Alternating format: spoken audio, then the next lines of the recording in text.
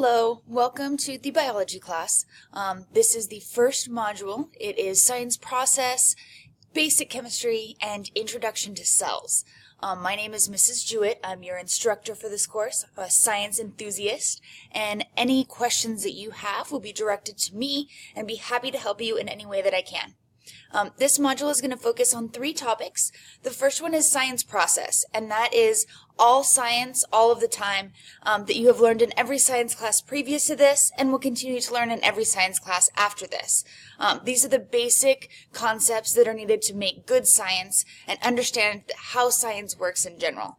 So you may have seen some of these concepts in previous science classes. It's a great review, but you also might learn something new too, so keep that in mind.